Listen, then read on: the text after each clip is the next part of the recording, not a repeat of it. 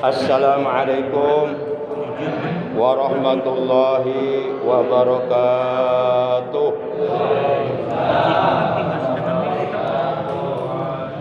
A'udzu billahi minasyaitonir rajim. Bismillahirrahmanirrahim. Alhamdulillahi dzil jalali wal ikram. Asyhadu an la ilaha illallah al-malikul quddusus salam wa asyhadu anna sayyidana Muhammadan abduhu wa rasuluh al-mab'usu ila jami'il anam.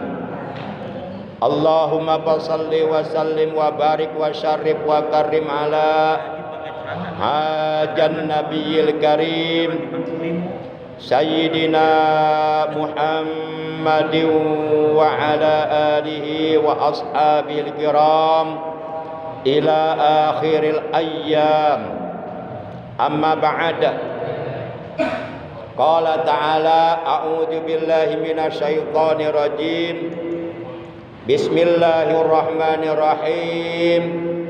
Wattaqullaha la'allakum tuflihun. Wa qala nabiyuna sayyiduna Muhammadun sallallahu alaihi wasallam usikum bitaqwallah was-sam'i wat tha'ah. Shadaqallahu maulana al-azimul karim wa sadaqa rasuluhun nabiyul habibul karim wa nahnu ala jalika minasyahidina wasyakirin. Walhamdulillahi rabbil alamin. Ma'asyiral muslimin, saudaraku seiman, seagama, seakidah, segenap jamaah Masjid Al-Hidayah, segenap jamaah pengajian rutin malam Senin ba'da maghrib Masjid Jami Al-Hidayah Citek Jaya Mulia Serang Baru Bekasi, yang seluruhnya tanpa disebutkan namanya satu persatu, dengan tidak mengurangi rasa hormat al-fakir kepada seluruh para jamaah yang dimuliakan oleh Allah, yang al-fakir hormati rahimakumullah wa hadakumullah wa hafizakumullah. Segala puji hanya milik Allah.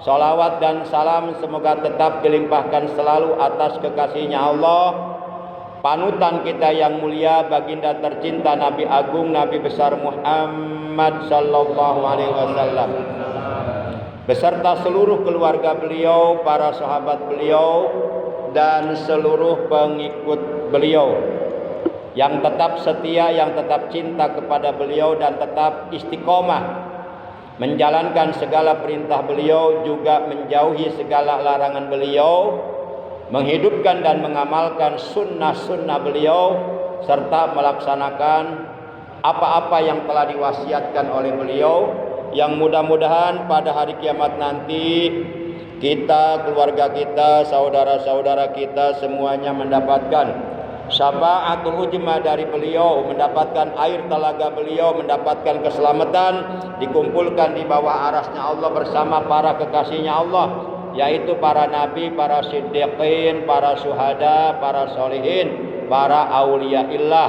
Amin ya Allah ya rabbal alamin. Ma'asyiral muslimin rahimakumullah wa hadakumullah wa hafizakumullah. Bersyukur kita kepada Allah bahwasanya kita oleh Allah masih ahlan wa sahlan wa marhaban al-mukarram Bapak Ustadz Sudani dari komplek TNI AD Ditbekang Cibarusah Asri, Bapak Abdul Hadi. Monggo, monggo.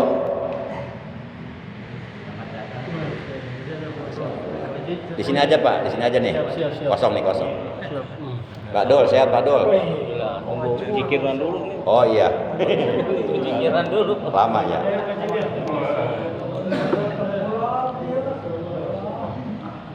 Alhamdulillah, bersyukur kita kepada Allah bahwasanya kita juga keluarga kita dan saudara-saudara kita Oleh Allah masih dianugerahi nikmat umur, masih diberi kesempatan untuk beribadah di alam dunia, juga diberi nikmat sehat walafiat zahir maupun batin, serta nikmat-nikmat yang lainnya yang tiada terhingga, terutama nikmat iman, Islam dan ihsan, juga nikmat ilmu yang bermanfaat untuk menyempurnakan ibadah kita kepada Allah.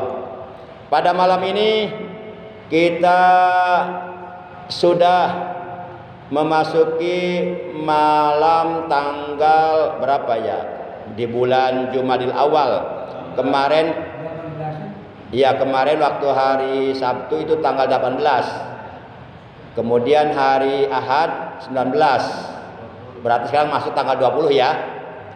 Karena pergantian tanggal di bulan atau di tahun Hijriah itu dihitung dari semenjak terbenamnya matahari di waktu maghrib, itu sudah ganti tanggal. Kalau tadi siang tanggal 19, berarti malam ini sudah masuk tanggal 20 di bulan Jumadil Awal 1447 Hijriah, bertepatan dengan tanggal 9 ya di bulan November tahun 2025.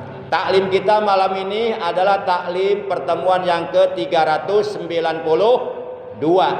Baiklah para jamaah yang dimuliakan oleh Allah, yang al-fakir hormati rahimakumullah. Sebagaimana biasa, pengajian rutin kita selalu diawali dengan melakukan 3 hal. Yang pertama, pembacaan Ummul Quran suratul Fatihah.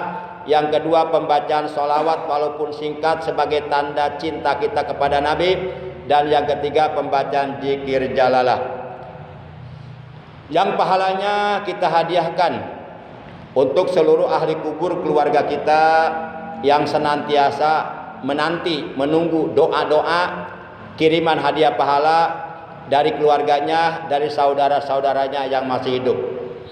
Bitil ganiyatil Fatihah. A'udzu billahi minasyaitonir rajim. Bismillahirrahmanirrahim. Alhamdulillahirabbil alamin.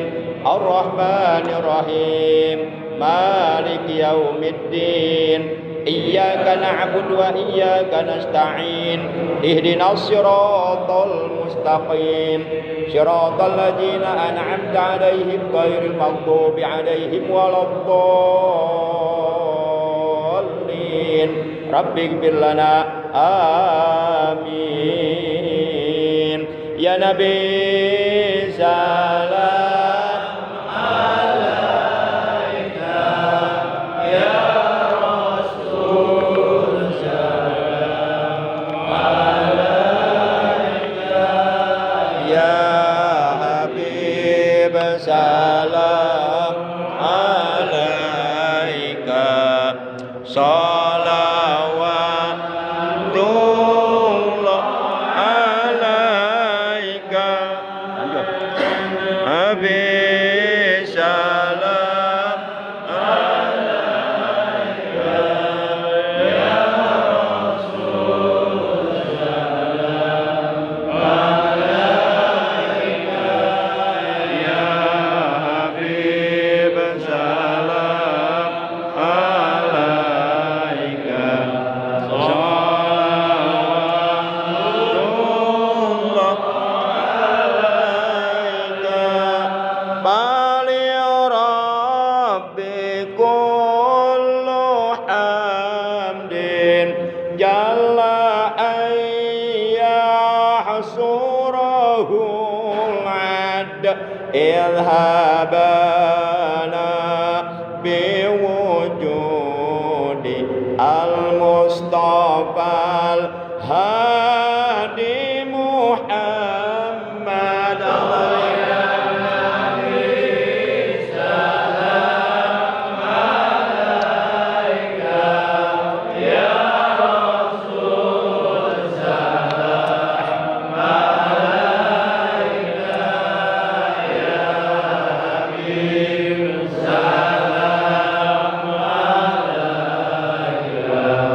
Oh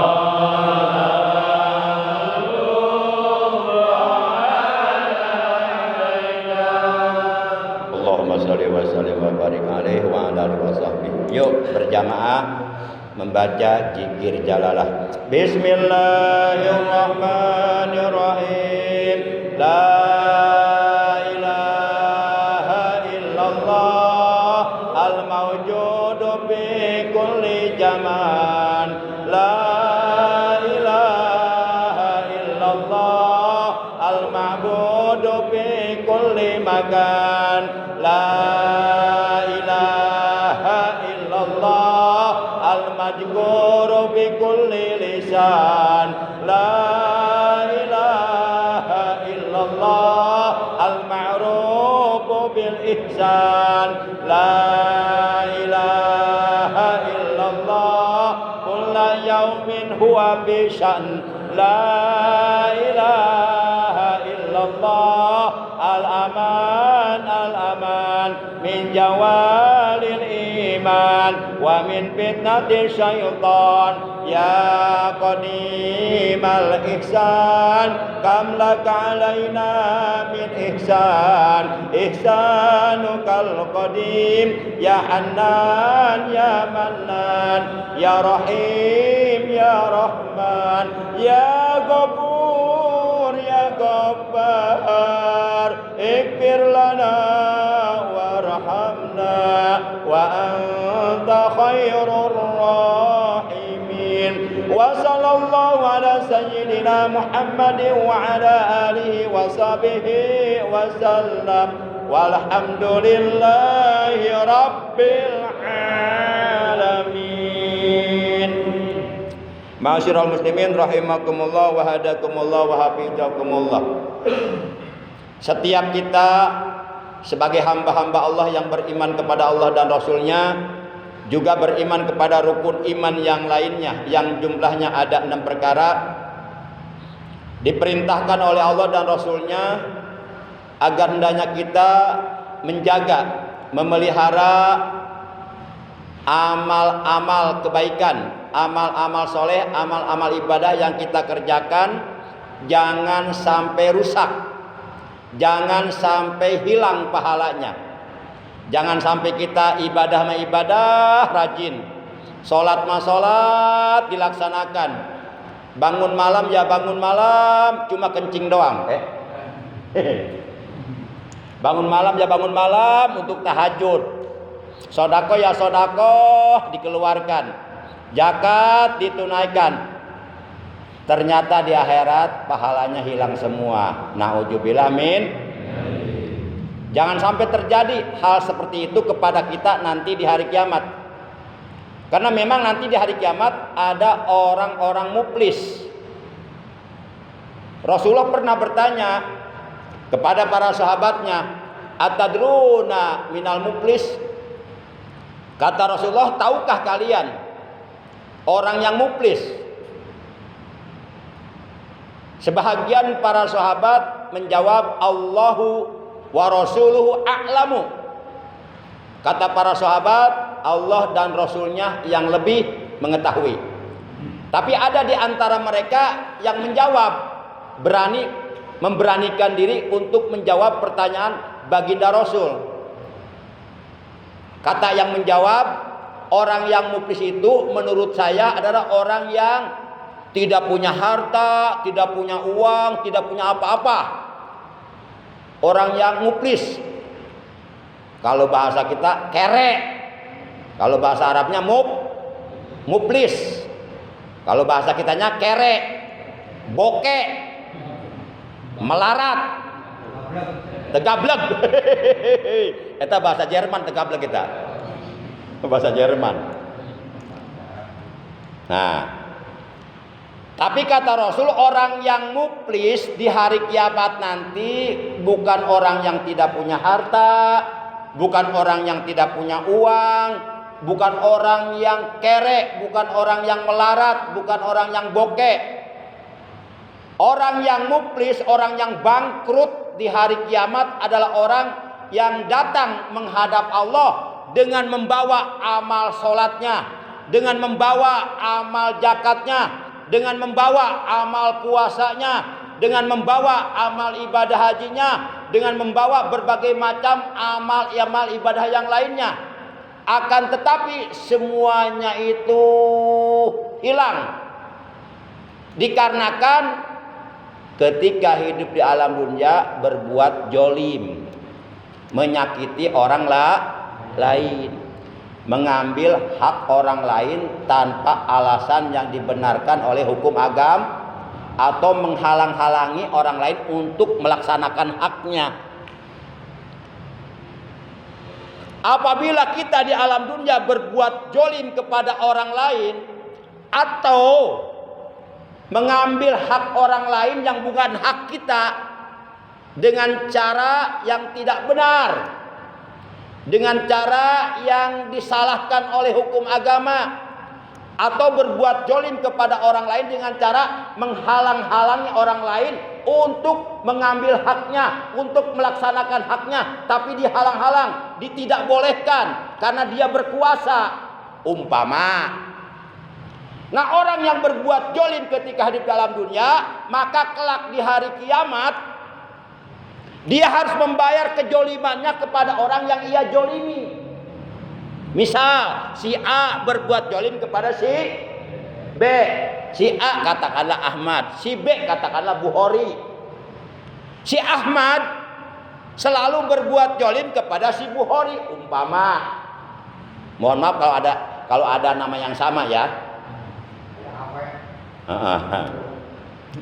Nah nanti di hari kiamat perbuatan jolim yang dilakukan oleh si Ahmad kepada si Bukhari itu harus dibayar. Dengan apa? Dengan amal ibadahnya, dengan amal kebaikannya, dengan amal solehnya yang dilakukan oleh si Ahmad, dibayarkan untuk membayar kejolimannya kepada si B, kepada si Bukhari.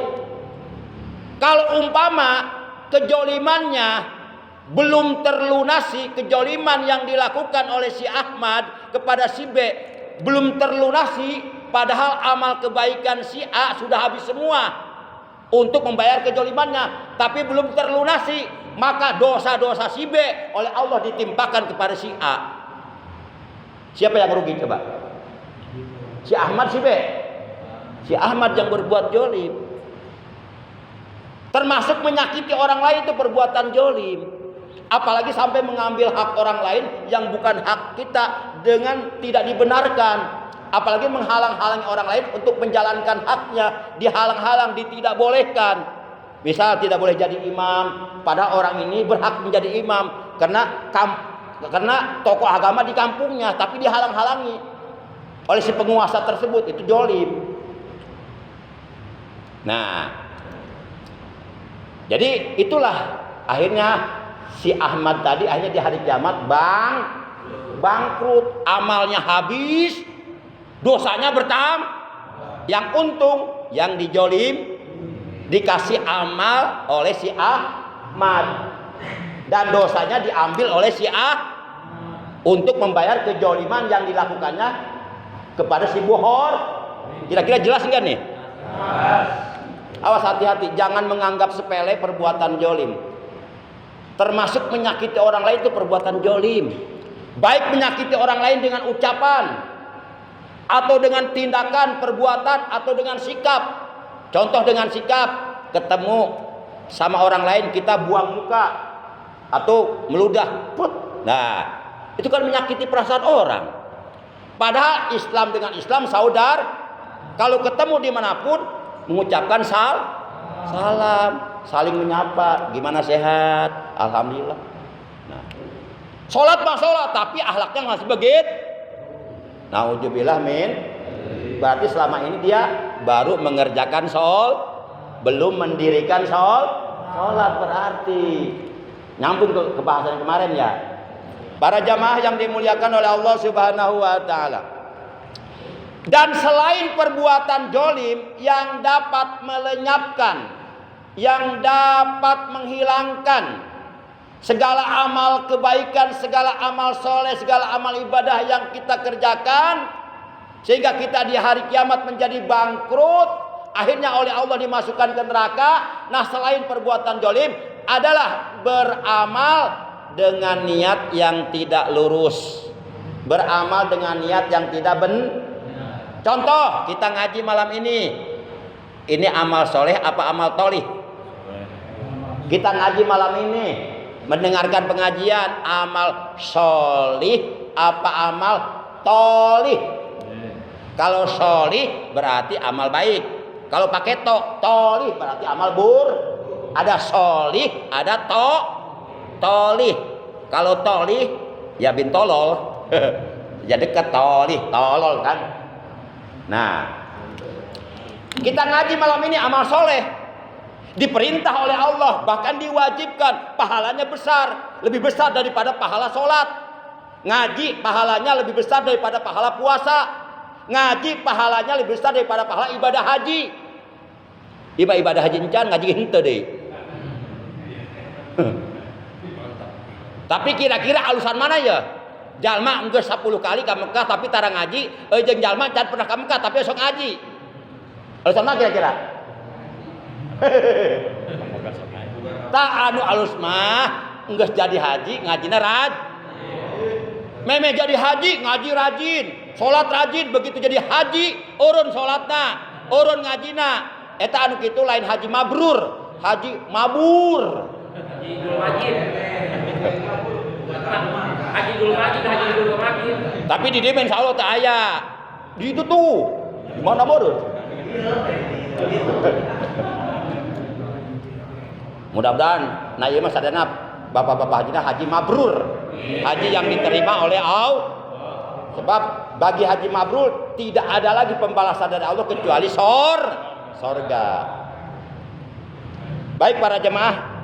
Nah, kita ngaji malam ini. Walaupun ini amal kebaikan, walaupun ngaji amal soleh, walaupun ngaji adalah pekerjaan yang paling disukai oleh Allah dan para malaikatnya dan para nabinya, tapi kalau niatnya enggak benar, itu enggak dapat pahala, hilang pahalanya. Contoh, ngaji bukan karena Allah.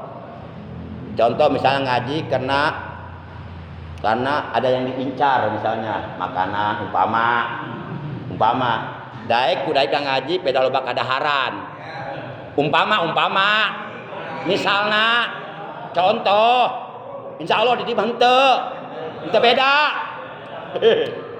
Umpama daek kudaek ngaji karena beda di pangajian loba kadaharan. Umpama kopi gratis kan beli 5.000. Umpama begitu pengajian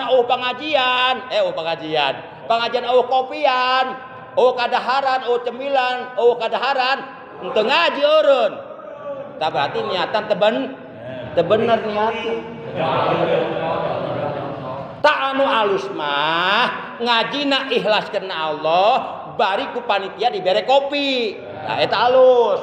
Dunia akhiratna urang menang ganjaran, duniana menang ngan ulah ngaji karena hayang daripada ngopi di warung jenah mayar, ini ke pengajian gratis, ulah gitu. Kan ada juga orang yang begitu, tapi di dieu mah teu aya,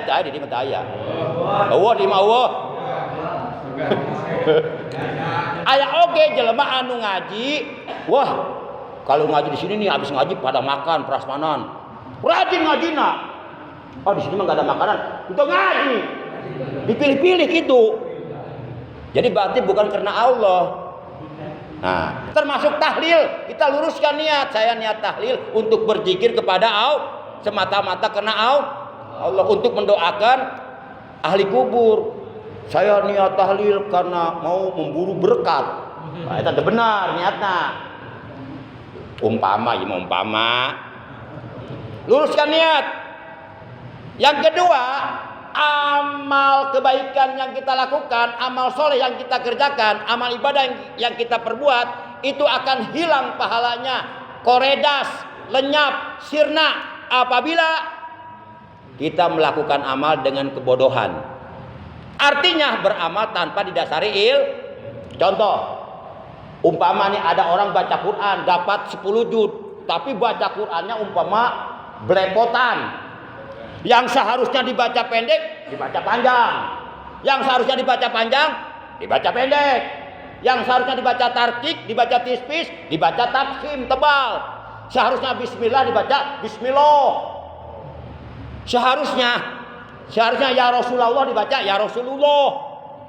Seharusnya Rasul Muhammadur Rasulullah dibaca Muhammad dar Rasulullah. Ajan asyhadu anna Muhammad dar Rasulullah dibaca asyhadu anna Muhammad dur Rasulullah, itu kan salah. Nah, pokoknya baca Quran tanpa didasari ilmu sehingga baca Qurannya salah. Walaupun orang tersebut umpama baca Quran dapat 10 juz, tapi kalau bacaan Quran salah semuanya, hilang pahalanya, nggak dapat pahala. Yang ada dapat dosa. Sebab yang dibaca bukan Quran. Yang dibaca adalah kalamullah. Allazi unjila ala sayyidina Muhammadin sallallahu alaihi wasallam biwasitati Jibril alaihi salam al muta'abbadu bitilawati. Sebab ini yang dibaca adalah kalam Allah, firman Allah, wahyu Allah yang maha suci yang telah diturunkan oleh Allah kepada Nabi Muhammad sallallahu alaihi wasallam melalui pelantaraan malaikat Jibril yang apabila dibaca berpahala kalau bacanya benar. Makanya imam itu disyaratkan yang menguasai ilmu tajwid. Enggak cukup hanya berani tampil, enggak cukup, tapi menguasai ilmu tajwid, menguasai ilmu fikih, apal rukun salat beraha, rukun salat kabeh beraha, mana rukun salat anu qauliyah, fi'liyah, anu qalbiyah, harus menguasai itu imam itu. Para jamaah yang dimuliakan oleh Allah Subhanahu wa taala. Nah, begitu. Itu yang kedua tuh, yang bisa menghilangkan pahala dari kebaikan, dari amal soleh, amal ibadah yang kita lakukan adalah beramal, beribadah tidak didasari Makanya di dalam kitab Nasoihul Ibad Rasulullah bersabda, qalilul amal yanfa'u ma'al ilmi wa kasirul amal la yanfa'u ma'al jahli. Amal walaupun sedikit, tapi kalau dikerjakan dengan didasari ilmunya itu akan bermanfaat, akan berguna, akan berpahala. Sebaliknya amal walaupun banyak, rajin, getol, tapi kalau dilakukan tanpa didasari ilmu, dilakukan dengan kebodohan, sebab terdaik ngaji. Rajin mah rajin, tapi terdaik ngaji. Ilmuna teu diteangan. Nah, layan pau kata Nabi, maka amalnya tidak berguna, tidak bermanfaat, tidak berpahala, bahkan tidak akan diterima oleh Allah. Kan diterangkan tuh dalam kitab Jubat. Wa kullu man bighairi ilmi ya'malu amaluhu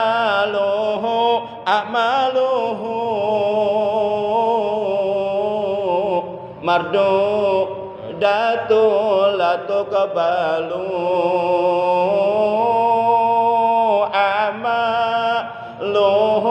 amaluhu mardudatul la tuqbalu. Artinya begini, setiap orang yang beramal, setiap orang yang melakukan ibadah kepada Allah, baik ibadah mahdoh yang dilakukan secara langsung kepada Allah, contohnya seperti sholat, maupun ibadah ghair mahdoh, yang ibadah itu hakikatnya kepada Allah, tapi melalui perantaraan manusia, seperti kurban, sedekah, menikah, dan sebagainya, itu ibadah ghair mahdoh. Setiap orang yang melakukan ibadah bi ghairi ilmin ya'malu, dia beramal tanpa didasari ilmu. Akmaluhu, maka amal ibadahnya mardudatun, ditolak ku Allah, la tuqbalu, tidak akan diterima. Kira-kira jelas dia. Makanya diwajibkan kita mencari ilmu. Bahkan jauh sebelum Allah memerintahkan sholat, jauh sebelum Allah memerintahkan zakat, jauh sebelum Allah memerintahkan puasa Ramadan, jauh sebelum Allah memerintahkan ibadah haji, yang paling pertama kali diwajibkan, diperintahkan oleh Allah kepada orang-orang beriman adalah mencari ilmu. Mana dalilnya? Buka Al-Quran surat 29 Al-Ankabut juz 21 ayat 45. Kata Allah, utlu ma uhiya ilaika minal kitab wa aqimis shalah. Bacalah olehmu apa yang telah diwahyukan kepada engkau daripada kitab Al-Quran. Pelajari kitab Al-Quran, isi kandungannya, karena Al-Quran adalah sumber segala ilmu. Nah, setelah perintah itu baru waqimis sholat, dirikan sholat. Ternyata dalam ayat ini Perintah sholat dari Allah setelah Allah memerintahkan kita mencari ilmu dalam Al-Qur'an. Semua ilmu agama, semua disiplin ilmu agama, baik ilmu tauhid, usuluddin, fikih, usul fikih, ilmu tasawuf, ilmu akhlak, ilmu tafsir, ilmu hadis, semuanya bersumber dari Al-Qur'an. Makanya jauh sebelum Allah memerintahkan kita sholat, kita terlebih dahulu diperintahkan mencari ilmu. Para jamaah yang dimuliakan oleh Allah, itu yang kedua yang dapat menyebabkan amal kebaikan, amal soleh, amal ibadah kita pahalanya hilang, bahkan tidak diterima ibadahnya gara-gara beribadah beramal dengan kebodohan. Kalau kita beribadah dengan kebodohan, akhirnya ibadahnya tanpa ilmu. Kalau kita beribadah tanpa ilmu, ibadahnya ikut-ikutan orang lain. Batur sujud, orang sujud nonggengnya. Pas ditanya, eta sujud hukum naon? Itu nyaho orang mah. Orang mah ninggalkeun batur sujud ya sujud we. Ditanya hukum naon eta? Itu nyaho. Pak aya hukumna eta teh. Terus sujud anu bener kumaha? Aya sabaraha anggota sujud? Kemudian kasunatan sujud naon? Teu apal urang teu ngaji. Eta ieu mane sujud atuh. Nurutan batur. Leuheung lamun anu diturutan sujudna bener. Lamun anu diturutan sujudna salah, urang kabawa salah akhirna nurutan nu salah. Nah, kira-kira jelas teh iya. Itu yang kedua. Yang ketiga apa? Yang ketiga, perkara yang dapat menyebabkan pahala amal kebaikan yang kita kerjakan menjadi hilang adalah beramal atau beribadah dengan tanpa kesabaran. Enggak ada kesabaran. Sok salat lamun teu sabar, hayang buru-buru anggeus, bener moal salatna? Moal. Padahal di dalam sholat wajib pada 4 tempat diwajibkan tumakninah. Karena tumakninah pada 4 tempat di dalam sholat itu adalah rukun sholat. Apabila ditinggalkan menyebabkan sholatnya tidak sah, tidak akan diterima oleh Allah. Yang pertama wajib tumakninah di dalam ruku. Yang kedua wajib tumakninah di dalam i'tidal. Yang ketiga wajib tumakninah di dalam sujud. Yang keempat wajib tumakninah ketika duduk di antara dua sujud. Itu 4 tempat wajib tumaninah. Kalau ditinggalkan tumaninahnya, maka rukunya tidak sah, i'tidalnya tidak sah, sujudnya tidak sah, duduk di antara dua sujudnya tidak sah. Akhirnya sholatnya pun tidak sah gara-gara sholat dengan kebodoh. Gara-gara sholatnya cepet tuh, hayang buru-buru akhirnya untuk tumaninah sholat kayak ayam matuk beras, sujud cepet banget. Ari kumaha tumanina, ari kumaha husu eta salat kitu. Jelas, kira-kira jelas? Nah, itu. Puasa lamun teu sabar, gagal mal. Pasti gagal. Can magrib geus buka ti heula mehna. Jam 1 nyumput di kamar, ngopi bari ngarokok. Punten di dia atuh kitu. Teu aya di dia teu aya. Tak aya anu teu gitu berarti.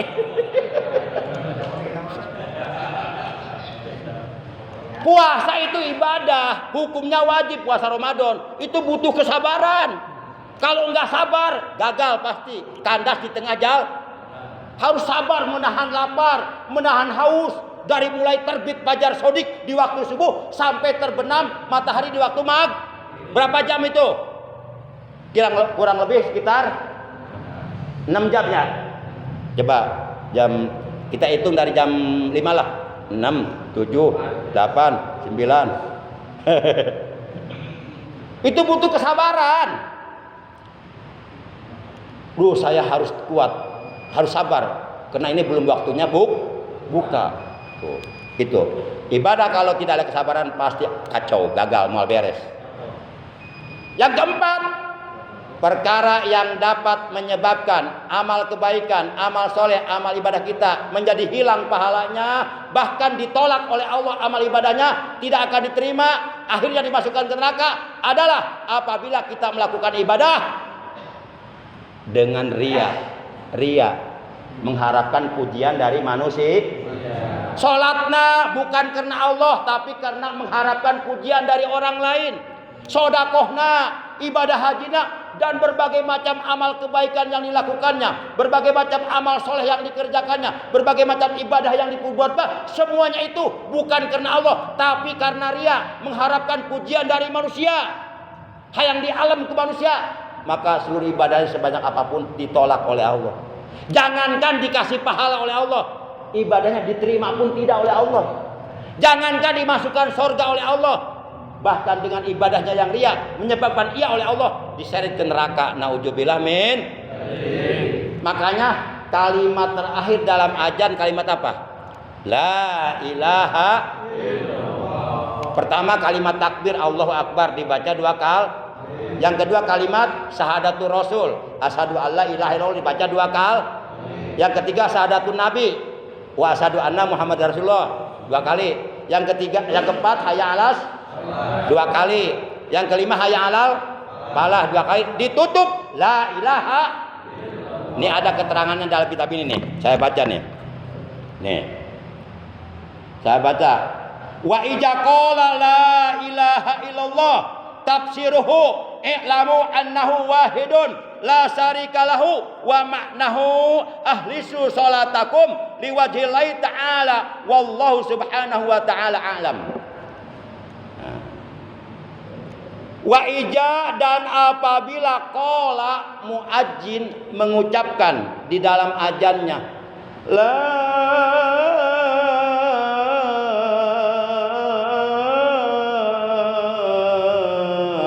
ilaha illallah.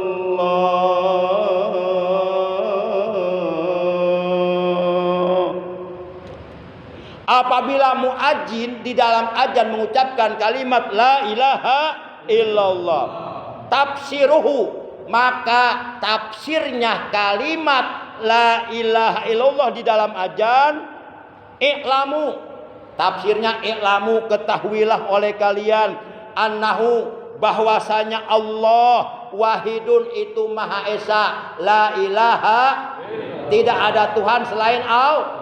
Tafsirnya la ilaha illallah, tafsirnya Allah maha esa, annahu wahidun, kul huwallahu, katakanlah dialah Allah yang maha esa, wa ilahukum ilahu wahid, dan Tuhanmu adalah Tuhan yang maha esa, la syarikalah, tidak ada sekutu, lahu bagi Allah, wa maknahu, dan maknanya yang terkandung dalam ucapan la ilaha illallah di dalam azan, maknanya adalah ahlisu sholatakum liwajhillahi ta'ala.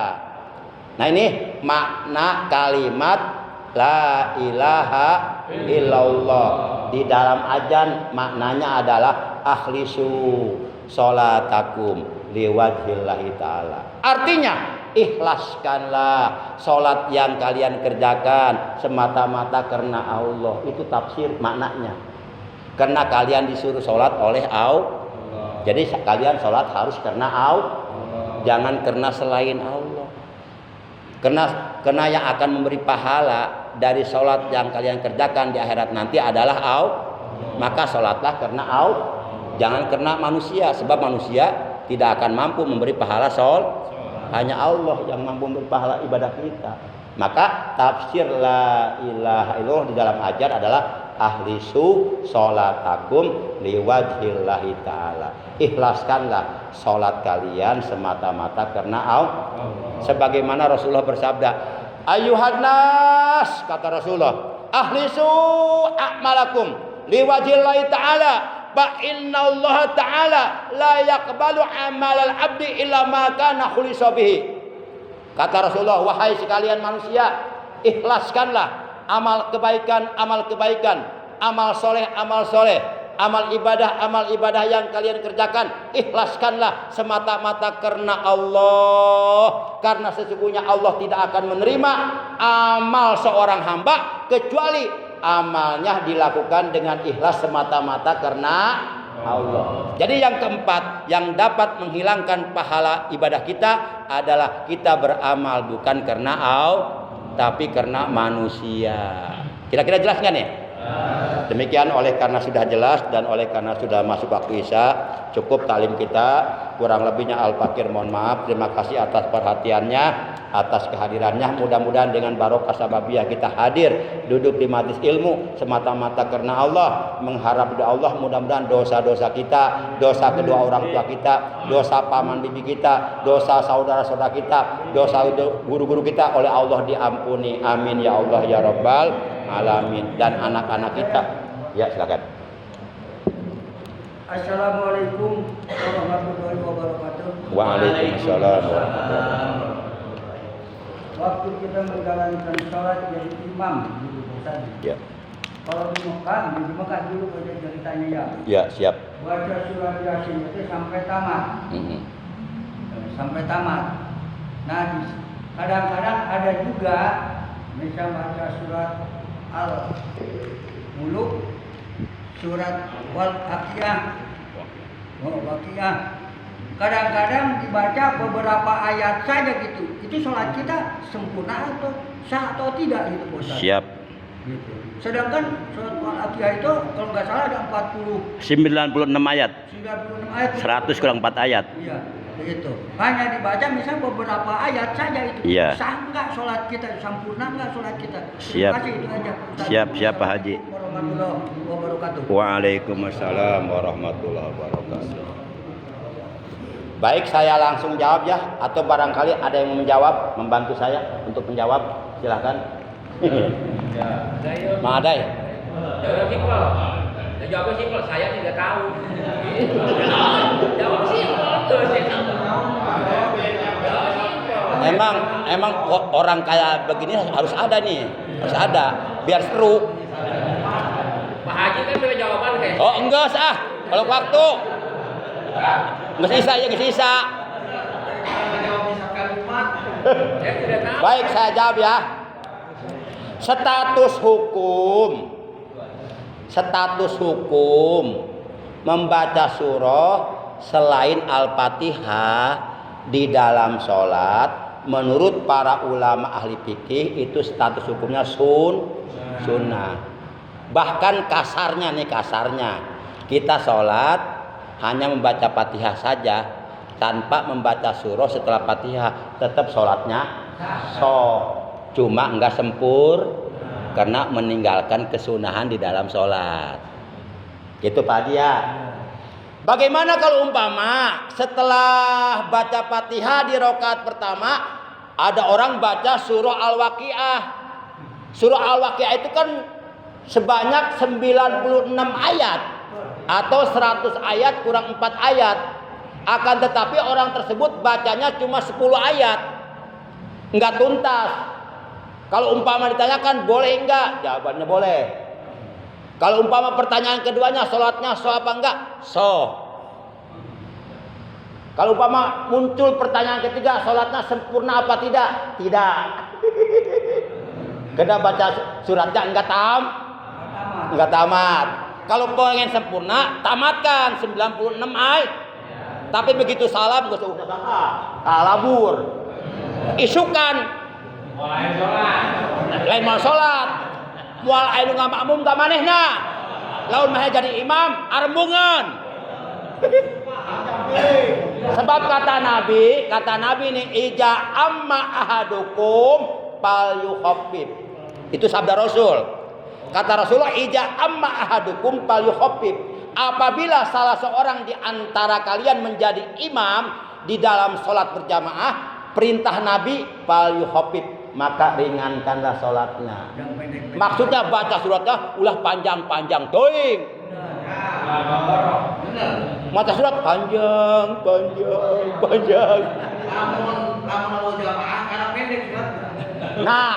Nah itu yang jadi pertanyaan saya.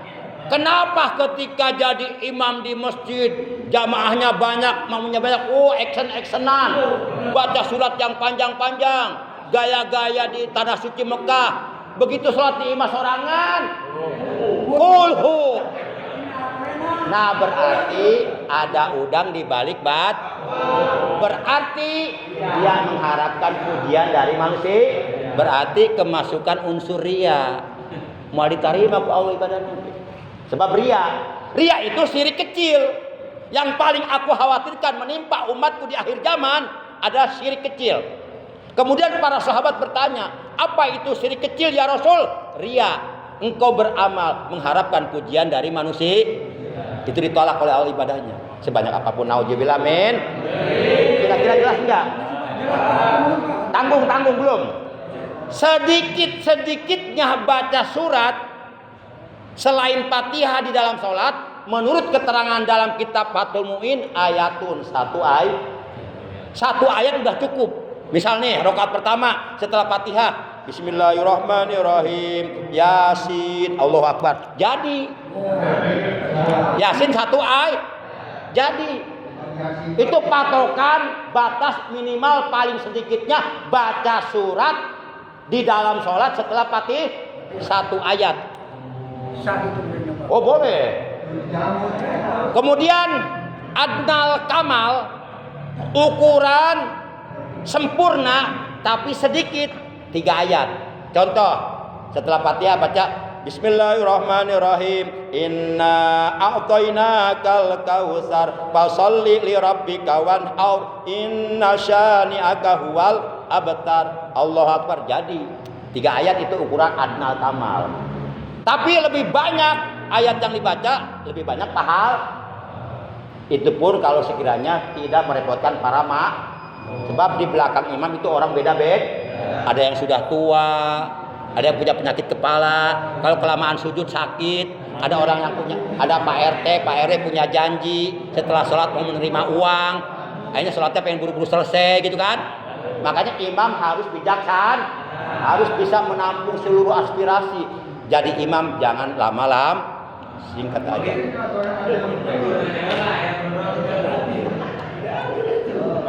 Baik ya, cukup ya.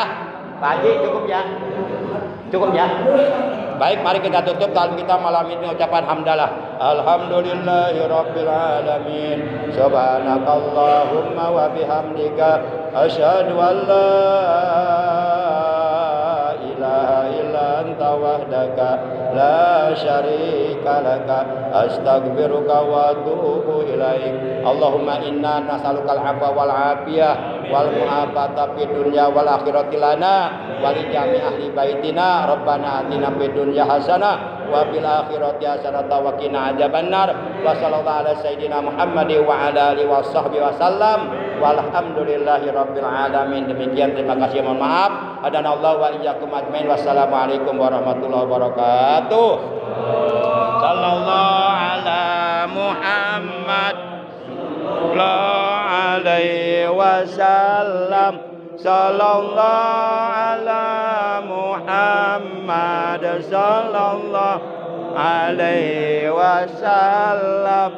Sallallahu ala Muhammad sallallahu alaihi wasallam. Sallallahu ala Muhammad sallallahu alaihi wasallam. Sallallahu ala Muhammad sallallahu alaihi wasallam.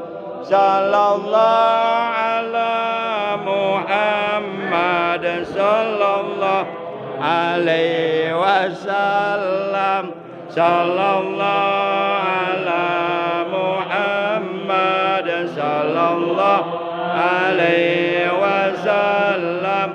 Sallallahu ala Muhammad ya Rabbi salli wa sallim. Allahumma salli.